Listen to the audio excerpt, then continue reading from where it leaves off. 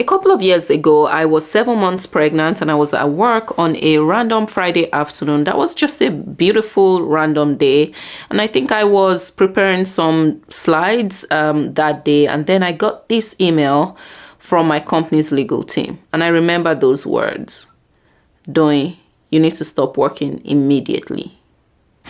You see, I moved to the US almost 6 years ago, and I didn't know a lot of things, and one of the biggest things that I didn't understand at the time was visa situation and status and all of that, and how it impacts you. When I got that email from my company's legal team, I was devastated. I was 7 months pregnant. What was going to happen to my child? Where am I going to have this child? Will my husband Isaac also have to leave the country with me? Because I would have to leave the country within 60 days, I believe, after that email. And I think I had, maybe at the time I got this email, maybe 55 days left. So there were so many questions in my head. And I remember something so well that day. I just forgot I was pregnant and just sat down on the floor in the kitchen. Like I just hit myself. You know, when you just sit like you, it just was a terrible experience. I had too many questions in my head and I didn't have answers to them. And I'm hoping with today's video, I can help someone, just one person out there, avoid this same situation by sharing what I know so far about visas and being an international student, visa situation, all the things that I know so far that I believe you should absolutely know if you are thinking of studying in the US or you're already in the United States as a student. Here's what you need to know.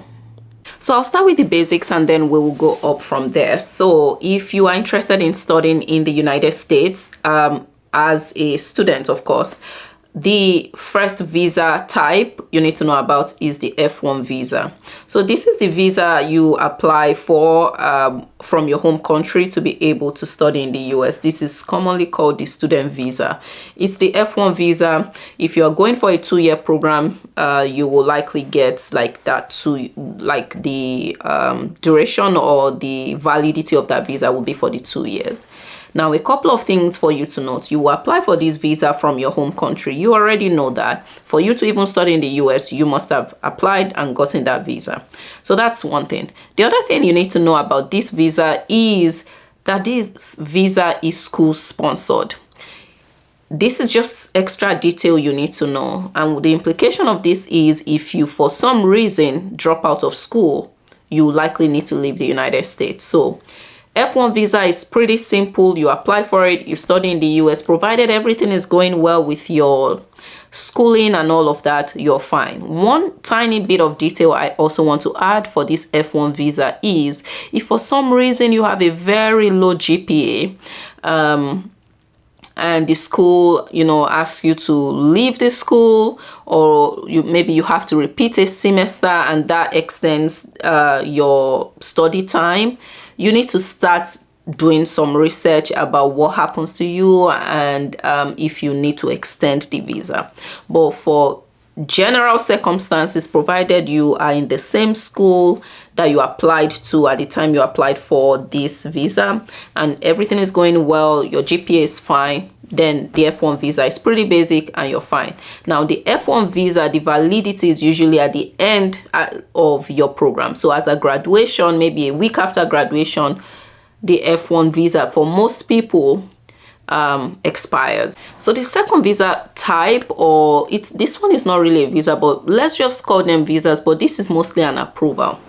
You have your F1 visa. You are in school, you started school, but for some reason, maybe you're in a program that requires you to do an internship. So I came to the US 6 years ago, almost 6 years ago, with on an F1 visa, right? That's what most international students come in to the US with. So I came on an F1 visa, and then between my first year and my second year, because I did an MBA program, I needed to do an internship. Whenever you need to work for whatever reason while you're in school on an F1 visa, you need another type of approval, or let's just call it, in this video another type of visa, an additional type of visa, and that is called CPT. CPT is technically not a visa, it's an approval, but let's just call it visa for now. If for whatever reason, as an F1 student, you need to work while in school, you've not graduated, you need the CPT. And I think the full meaning is curricular practical training, but you can ignore that for now. Just know about the CPT. If you need to do an internship, whether that's a 3-month internship, 4-month internship, 5-month internship, the school needs to help you get a CPT. They'll send you whatever forms for you to fill, and then you will get a CPT. Now, that CPT expires the day the school resumes back after the internship. So let's use my example. I did an internship between like June and end of August, and school was supposed to resume maybe September 13 or something like that for my second year. Remember, my internship was between my first year and my second year. CPT expires, the longest you can get is the longest expiration you can get is that day school resumes back. You cannot keep working while school is back in session, because your F1, which is your student visa, is still the primary visa that you have. So CPT is just an approval for you to work from date A to date B. That's all CPT is, and that's all you need to know. Just know that if you need to work while in school, you need to ask your school for a CPT approval. So the next visa type I want to tell you about is called Day 1 CPT, and I did an entire video because this is the one I feel like most international students know nothing about. And I also just recently learned about Day 1 CPT after 5+ years in the United States. I just learned about Day 1 CPT maybe less than a year ago, maybe 7 months ago or 5 months ago, whatever that is. But I did an entire video on Day 1 CPT, and this is the part of the video that I don't want you to miss. So I'll put that video in the description. After watching this one, go watch that one. I go into a lot more detail about Day 1 CPT. Now, what is Day 1 CPT? Remember, I said that for you to work while in school, if for whatever reason you need to work, you need CPT, right?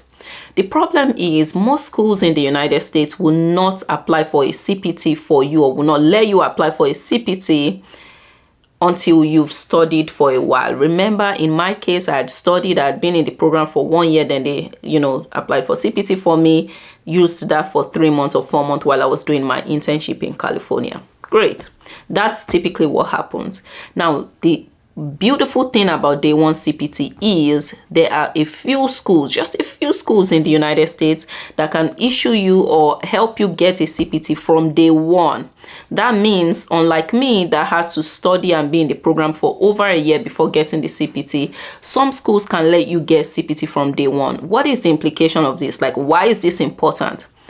This is important because if you have a day one, if you're going to a Day 1 CPT school and they apply for a CPT for you from your first day in the school, like you have a CPT from like the day you start your program in the school, that means you can work throughout your time in school. You don't have to only do a 3-month internship. You can work from day one and school at the same time. That is the big deal about Day 1 CPT, but the catch is only a few schools offer Day 1 CPT. So I just want to make sure that I mention it. If you are that person that you are still considering schools, you should check out schools that offer Day 1 CPT. I'll put a link in the description with that video that I did a couple of months ago sharing so much about Day 1 CPT. Watch that video after this one. But just know, for you to work while in school, you need CPT. Most schools, probably 99% of them, can only offer you CPT after 1 year in the program, but there are a few schools, just a few, that can apply for Day 1 CPT for you from your first day in that program, and that's why the Day 1 CPT is important. Okay, now we've talked about you getting into school and doing and working while in school. Let's talk about what happens once you graduate. Right before graduation, the school is going to tell you to apply for something called an OPT. OPT is the approval you need. Again, we can call them visas just for this video. OPT is that approval or visa that allows you work right after graduation. Now, OPT, you get OPT if you apply right before graduation, usually the last couple of months before you graduate. If your school hasn't told you about it and you're graduating in the next 3 months, you need to reach out to your school. Now, OPT is what you need to work after school, and you need to apply for it before graduation. You don't apply after graduation. Please don't make that mistake. Now, when you apply for your OPT, it's usually for a 12-month period. Essentially, the United States is saying, because you've studied in this country, we're going to give you 12 months to kind of practice what you've learned. So OPT is, the assumption is you will use it to work in something related to what, in an industry related to what you studied. But anyway, you can apply for the OPT and it expires at the end of 12 months. Now, what you need to know about OPT is the next thing I'm going to talk about, and that is the STEM OPT. Because I just said OPT allows you work for just 12 months. After the 12 months, you need to leave the United States if you don't have any other kind of visa. Now, the STEM OPT is where it gets interesting.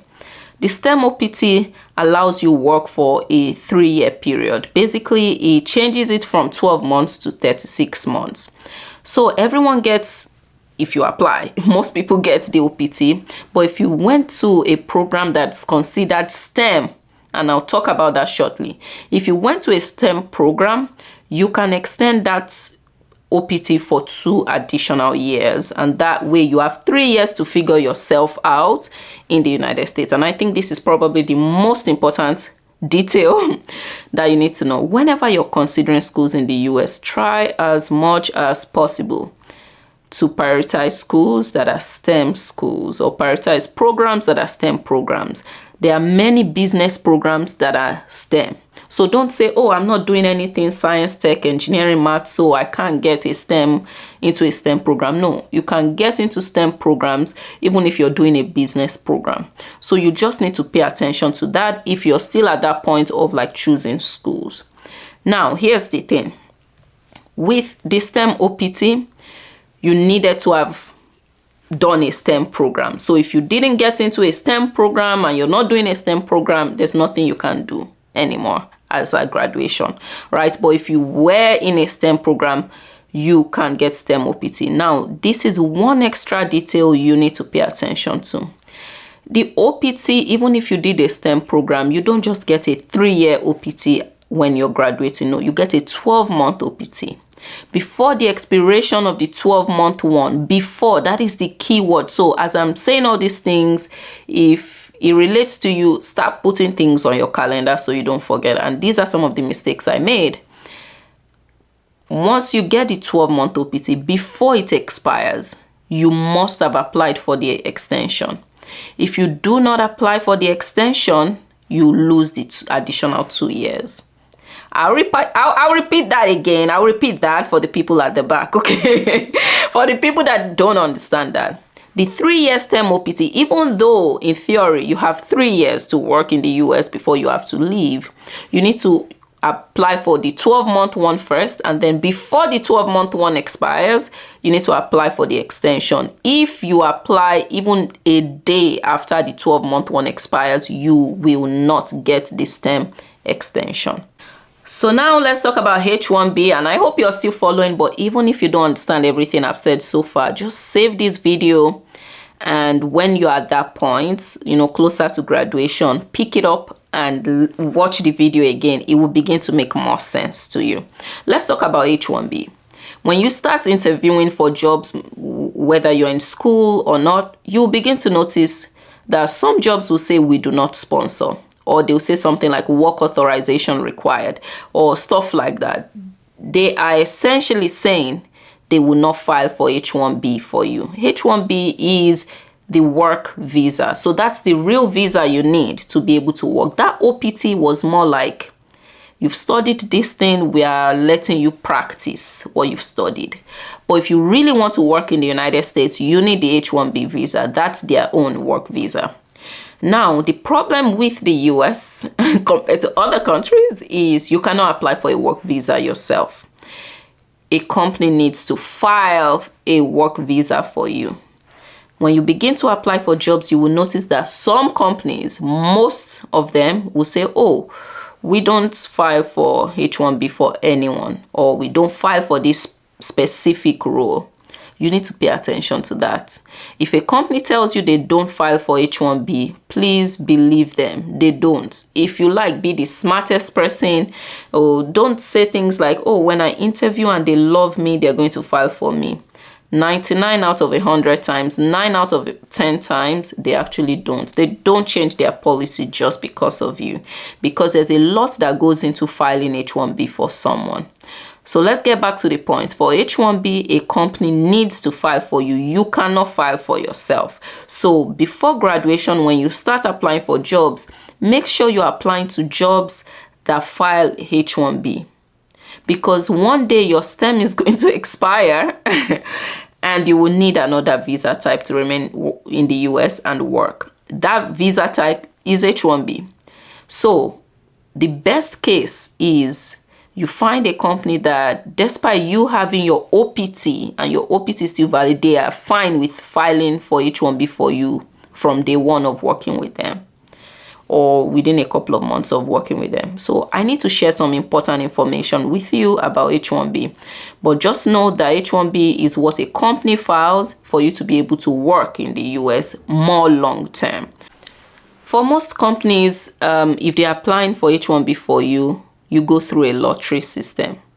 Now, that's the hard part. And I've shared my story about H-1B. My company, this same company that I was working with when I graduated, where I got this email that I needed to stop working, that company had filed for H-1B for me about 4 times. They filed for me, they filed H-1B for me even before I started working with them. Once I accepted the offer, like a couple of months before I started working with them, they filed for H-1B. So they applied like every 6 months or something for me. Any opportunity, when the lottery opens, that company filed for me 4 times. I'll link that video where I shared that story in the description so you can check out that video. But it didn't work out. And that is because H-1B is a lottery. What does that mean? It's like you just put different papers. Think about lotteries. Any lottery you've been a part of. It's like you just put different papers, different people's names in a bucket, you shake it, and then you pick one. That's how the H-1B is. So many people don't get it, right? Because if you just don't get picked, no matter how qualified or whatever you are, it's a lottery system. So the United States every year has a max, or, they'll say something like, we're going to offer 4,000 H-1B approvals this year. Now, every year, maybe 17,000 people apply for H-1B. Only those 4K people will be invited to officially apply for the H-1B. So the initial application is just for the lottery. It's just for you to get into the pool. And then if you are invited, that's when you can officially, the company will officially, apply for the H-1B for you. Now, the problem is many people, like I was so unlucky. I don't know how to think about that season of my life. Let me put it that way. It was just a really tough season. They kept applying and reapplying, and I just didn't get it. But the most important thing to know about H-1B is it's a lottery. Hopefully you get it, but there's a chance you wouldn't get it as well. And that's what happened to me. But I hope you will be luckier than I was. Another thing to note about H-1B is the company can't just apply for H-1B for you anytime. Nope. H-1B has windows. I believe they usually have 2 windows, the March one and the November one. I may miss the months a bit, but it's March and November. I think the March one is the biggest one, where, they take a lot of applications and all of that. March, and I think they reopen in November. My company applied for me March, November. I think because of COVID at the time, they also opened up additional slots during the year. They applied 4 times. So I couldn't blame them. But anyway, another important thing for you to note about H-1B is H-1B, there's a window for it. If the company doesn't apply for you in March, the next time they can apply is likely November. So whenever you're talking with companies, always ask when you already have the offer, ask them, when do you file for H1B, or will you file for me in the upcoming one? Things like that. Like, I spoke with my company and they say, yes, they'll file for me even before I joined them. And that's what happened. And you want to try many times. Like, I tried 4 times, I didn't get. Imagine if you only had one chance of trying. You get. So you want to get the company to start applying for you as soon as possible. Now that you understand H1B, let's talk about the next thing. Okay, my hope is that I am not boring you yet with all of these visa things. I don't like talking about visa. I'm just going to put it out there. 2 things I don't like about the US: visa and insurance. I feel like those things are too complex. But I know I just shared about H1B with you, but let me answer a question I think you may have on your mind. If H1B is a lottery thing, what if I don't get it? What happens to me? Whoo!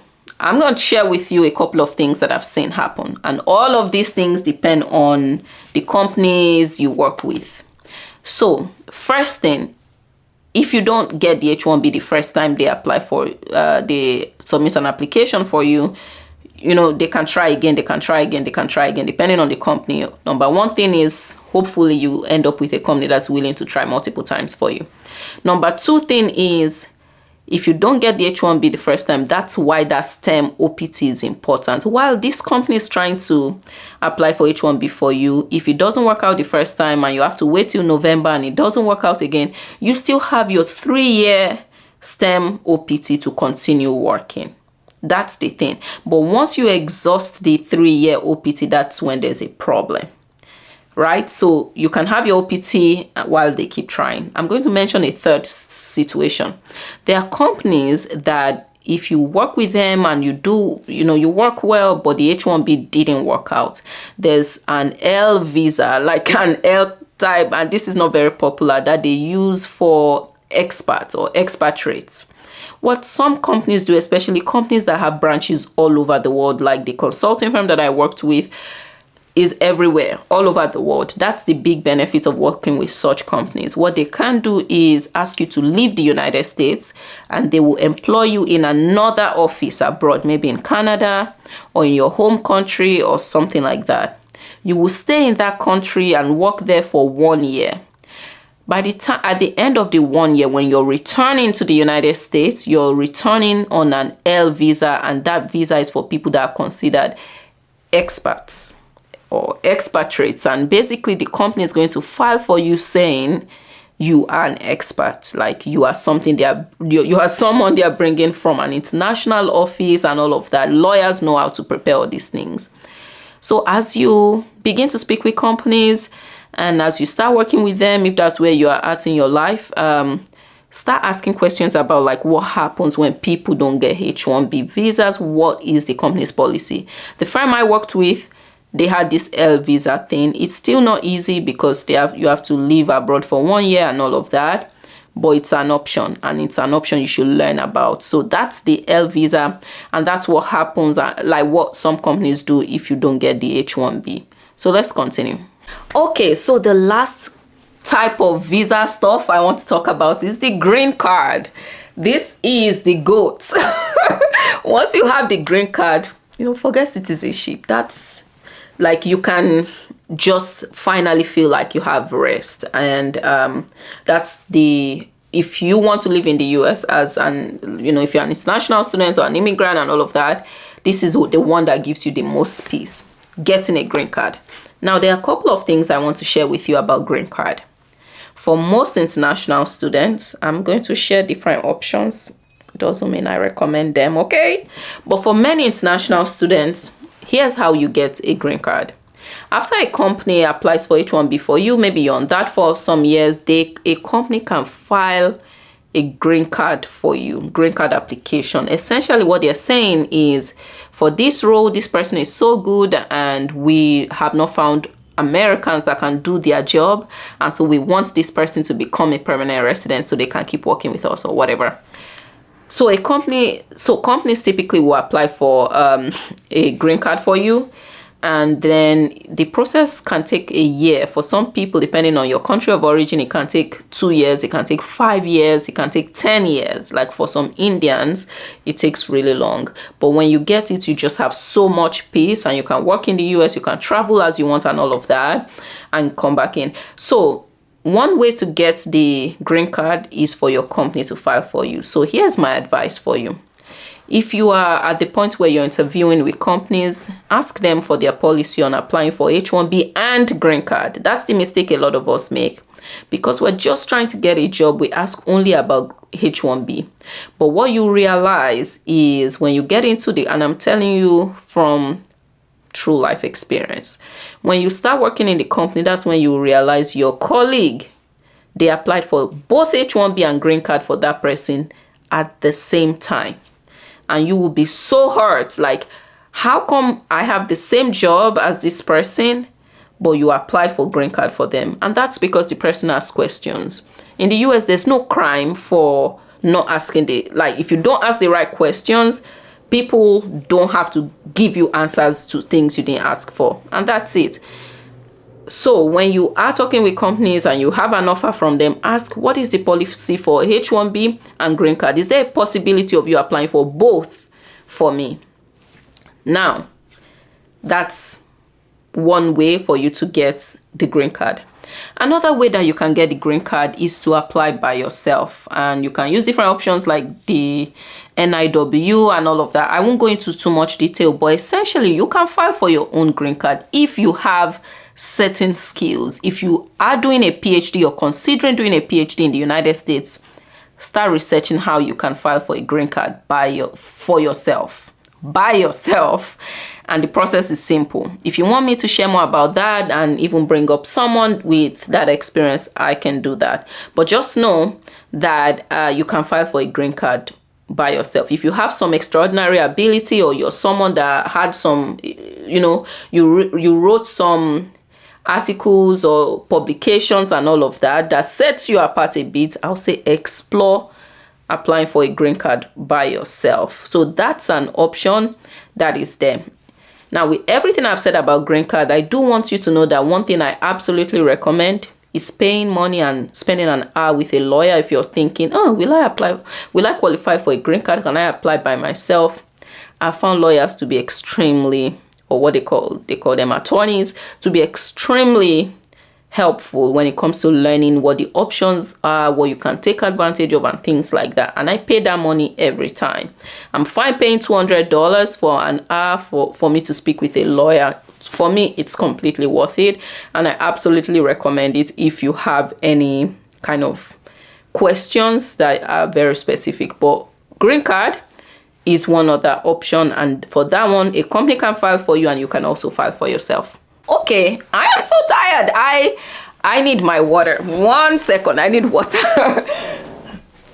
Okay, that was a lot of information. So in all, I have to say that even if half of the things I've said today don't make sense to you, just save the video or share it if you're not if you're not in the US or you're not planning to study in the US. Just share it with whoever is like, this is one video I wish someone made and just sent to me, so that whenever I get to whatever point, I know what to ask for, what to expect. So I'll put some resources like previous videos that I've done that are related to visa. I'll put them in the description so you can watch those ones. But save this video for when it becomes relevant. Like 6 months to your graduation, watch this video again and begin to ask the right questions. If you have any question or you're in some kind of visa dilemma like I was a couple of years ago, just put a comment below. If it's something private, personal, I can email you and we can talk over email. But just know that you are not alone. Immigration is complex in the United States, and that's one reason a lot of people prefer Canada and prefer to study in Canada, and I totally understand, or Australia. But just know immigration is a little it's very complex. You know, US immigration is just, it's too much sometimes. And hope this video is helpful. Save it if you can, take notes if you can, and I'll see you in the next one. But let me know if you have questions or if there's any way I can help.